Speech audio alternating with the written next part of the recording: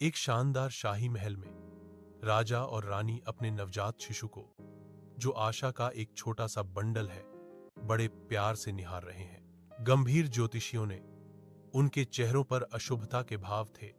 शाही बच्चे के लिए एक सामान्य प्रेम की भविष्यवाणी की, जिससे एक गहरी छाया पड़ गई। राजा के चेहरे पर चिंता की लकीरें गहरी हो जाती हैं, क्योंकि वह एक दिल दहला देने वाला फैसला लेता है।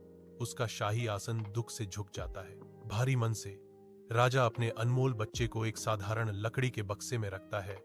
एक आंसू उसके गाल से नीचे बह रहा है। शाही रहस्य समेटे लकड़ी का बक्सा नदी के अगम्य अंधेरे में धीरे धीरे बहता हुआ आंखों से ओझल हो गया।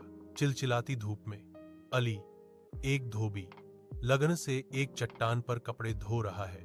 तभी एक लकड़ी का संदूक बहता हुआ उसकी ओर आता है। वह संदूक को खोलता है, जिसमें एक सुंदर शिशु लड़की दिखाई देती है, जो नदी की धाराओं के बीच मिला एक चमत्कार है। सालों बाद शशि, एक बेहद खूबसूरत युवती, अपनी कपड़ों की दुकान चलाती है, जिसकी खूबसूरती पूरे गांव में मशहूर है।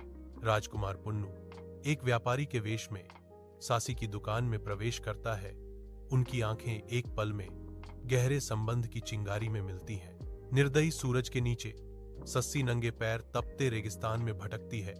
उसका चेहरा पसीने और धूल से सना हुआ है। पुन्नू को ढूंढने की उसकी आंखों में एक अटूट दृढ़ संकल्प जल रहा है। भले ही हर दर्दनाक कदम पर रेत उसके पैरों को जला रही हो, वह ठोकर खाकर गिर जाती है, लेकिन हर बार गिरने के साथ वह फिर से उठ खड़ी होती है। उसकी आत्मा अटूट है। दूर क्षितिज पर एक धुंधली आकृति दिखाई देती है, आशा का एक मृग तृष्णा, और वह आगे बढ़ती है, केवल थकान से गिर जाती है। पुन्नू सस्सी का नाम जपते हुए आता है। उसके पैरों के निशान देखकर और उसकी नियति को समझकर उसका दिल डूब जाता है। वह उसी स्थान पर गिर जाता है। उसका शरीर धीरे धीरे रेत में विलीन हो जाता है, जो उनके अमर प्रेम का एक प्रमाण है।